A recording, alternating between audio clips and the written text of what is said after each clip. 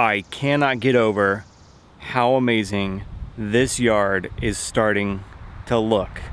All of the hard work is really paying off and it's looking good. I do have to admit, I was a little nervous there for a while. When I did the Poana video and I did the drone opening, I flew the drone high above my house to get a bird's eye view of the yard to see what it looked like. And, well, I'll just let the footage speak for itself.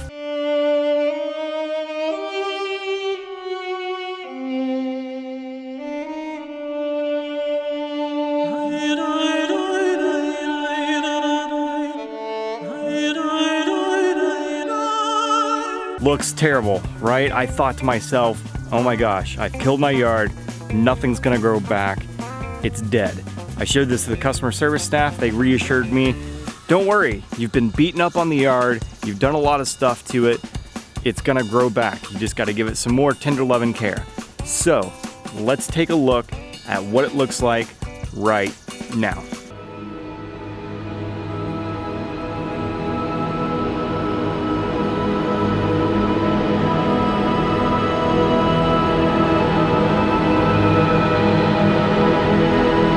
Huge improvement over where we were when we first started this program. And to go back even farther, I found some footage that I took on my cell phone when I first moved into this house and what the yard looked like then.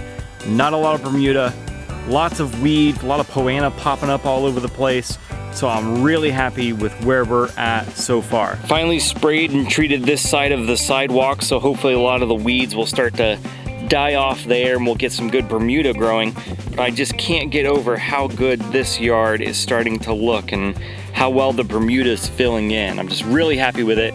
I hope you're seeing the results that you want in your program as well. Let me address this strip real quick. If you'll remember, this is where all of that monkey grass was going all the way down the driveway here.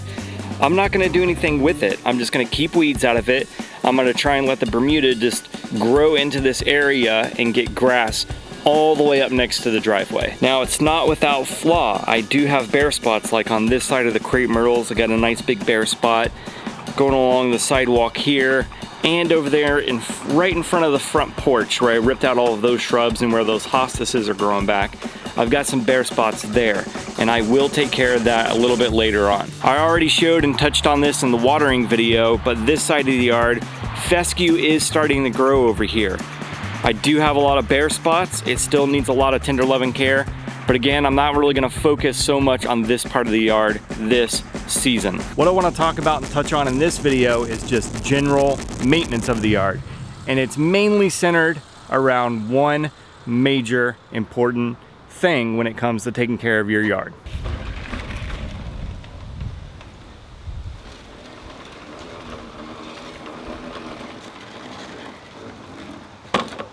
Let's talk about mowing and cutting the yard. To start off, let's talk about frequency. How often should you mow your yard? At least once a week. To bag or not to bag the clippings? That's the question a lot of people ask, and I've asked it myself.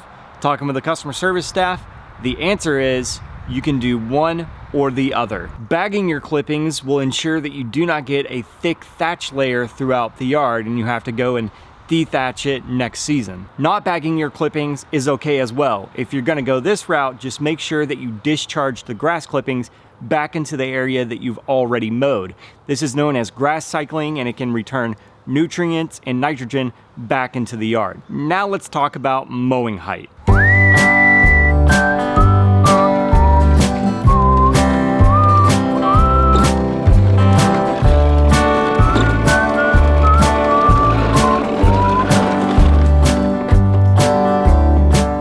For my yard, I'm gonna leave my mower dropped all the way down one more time. The reason for that is I still have some Poana that I'm trying to get rid of, so scalping it down one more time should solve that problem.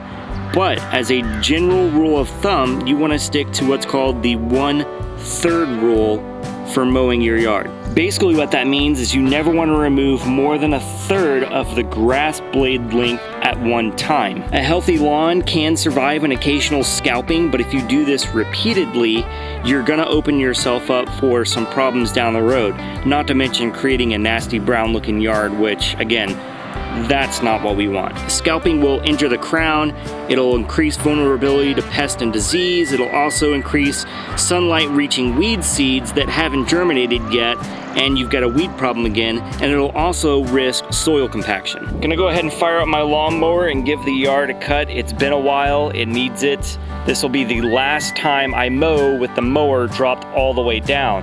I'll start raising the mower up as the season goes on so that I can promote nice, healthy, full growth. Now, typically I mow going this way, but today I'm gonna change it up and mow this way.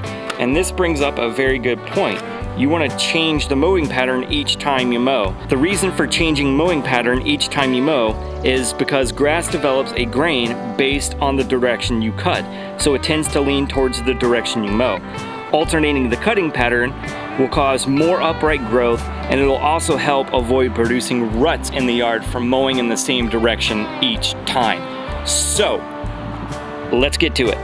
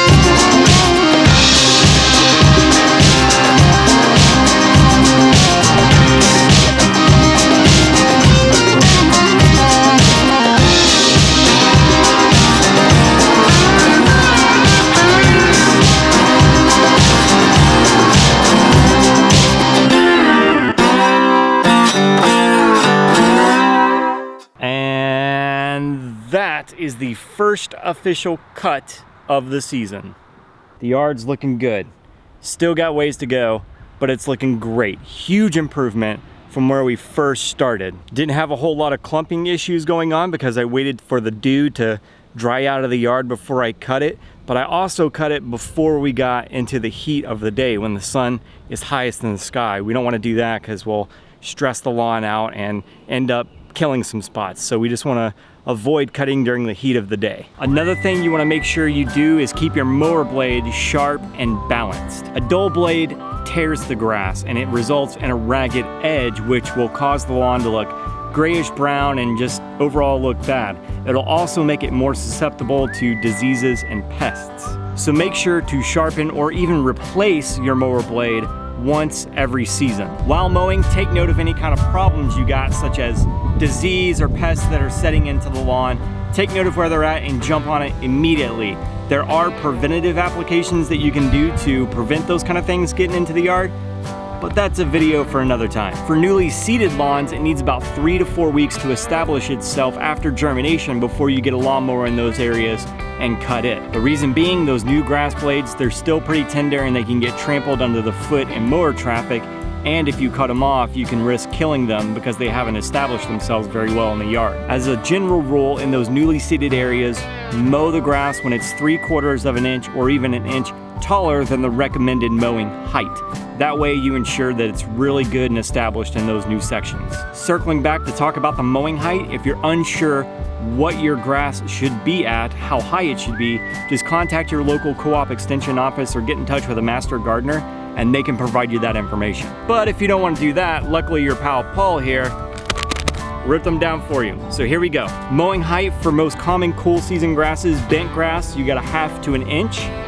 bluegrass 2 to 2.5 inches, perennial ryegrass 2 to 3 inches, and fescue 2 to 3 inches. Recommended mowing height for most common warm season grasses: Bermuda 1.5 to 2 inches, centipede 1.5 to 2 inches, St. Augustine 2 to 3 inches, and zoysia 1 to 2 inches. There's no way I could have memorized that and dished it out to you, so I wrote it down. I don't know if that's showing up very well on camera or not, but I'm seeing the makings of having some stripes. We're getting there. Sooner or later, we'll have stripes in this yard. So there we go. That's the general tips for mowing and upkeeping the yard. I'm extremely happy with where this yard is at.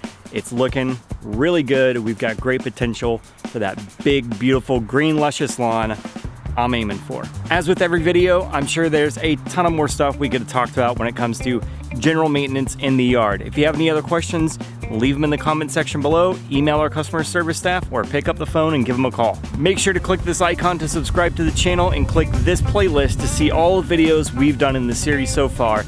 And as always, thanks for watching.